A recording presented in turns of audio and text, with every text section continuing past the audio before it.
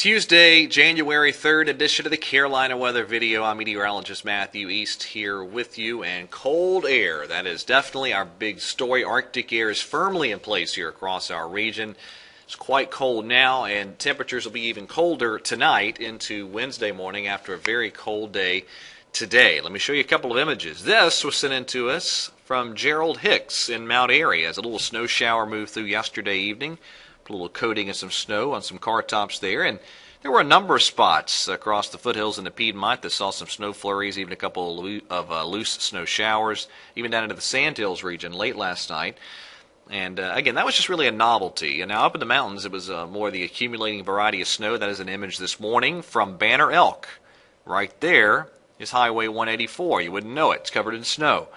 And it is a frigid winter morning there up in the mountains. Some mountain observations right now. The temperature atop Beech Mountain is 2 degrees. We have a wind chill of 1 below in Boone. Wind chill values in the Piedmont in the teens this morning. In fact, the current wind chill at 5 a.m. for Greensboro is 10. So it's very cold. Bundle up as the kids get back into that regular routine, head back to school in most instances today. Now, here's a look at the European model this afternoon, and a lot of interesting weather coming up. But if you like following the weather, this is an interesting time period for sure. Sharp troughs delivered this coldest air in 11 months here across our region. And it's just going to be one of those deals here where there wants to be a trough in the eastern part of the country, and you have these little pieces of energy on the backside, and how much they dig and how much they separate themselves from the flow will determine when and how significant any storm systems we see. Here's a look at the European for tomorrow evening, and we do have a little disturbance rather that'll push on through, and that'll really not do a whole lot in terms of actual weather here across our area.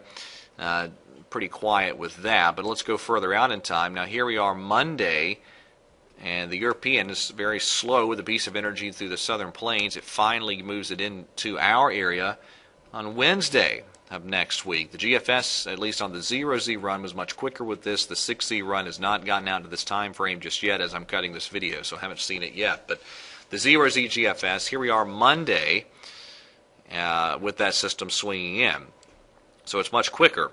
I'll talk more about that early week system here in just a moment. Let's gaze out into the longer range. This is the day 7 to 10 average of the upper air chart, European on the left, GFS on the right. And, you know, frankly, that's not a terrible look for winter weather fans. Some ridging near the west coast, troughing in the eastern parts of the country with at least associated with the system moving through, and some troughing underneath that ridge. Kind of an interesting look.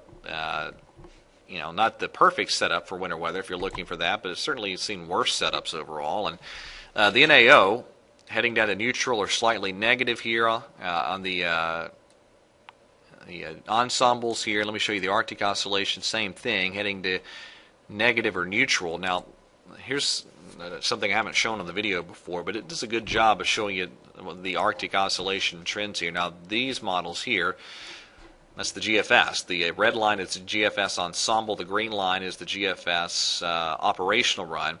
Now, this is the European. And the blue line there, that is the European operational run. The purple line is the European ensemble. So quite a little difference there with the American model heading us into the Arctic Oscillation into the negative territory, the European and keeping it slightly positive. So we will see. GFS here this afternoon. It's going to be a cold, blustery day. Piedmont highs struggling to make it up into the low and mid-30s. I think the foothills areas will not make it above freezing, and some Piedmont spots will probably not make it above freezing today. Factor in the wind, we have wind chill values in the teens for much of the day. Tonight, most of us dipping below the 20-degree mark. Going to be a cold, frigid night ahead. Wrap those pipes up for sure. And tomorrow we begin to crawl out of the deep freeze, but it'll still be chilly. I think our highs tomorrow, low 40s, at most mid-40s for the Piedmont. Thursday, though, we get back into the 50s for most of our highs. Friday, it'll be well up into the 50s for highs with lots of sunshine. Now, over the weekend, our next cold front approaches.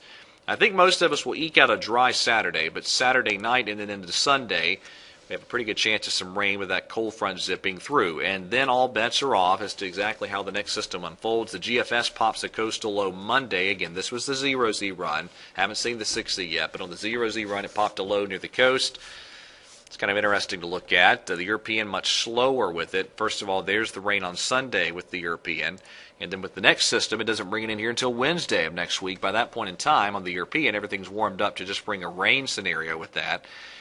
And the Canadian brings an intense system through here Sunday. So there's just a lot of uncertainty with exactly how things are going to unfold early next week. It all depends on how much those little pieces of energy that cut off in the main trough in the eastern part of the U.S., how much they develop, if they cut off, how strong they are, whatnot. And it's just going to be tough to get a handle on anything beyond a few days out into the future. Still a pretty chaotic pattern. All right, that is it for today. Thank you for watching. Have a wonderful day. Bundle up, and God bless.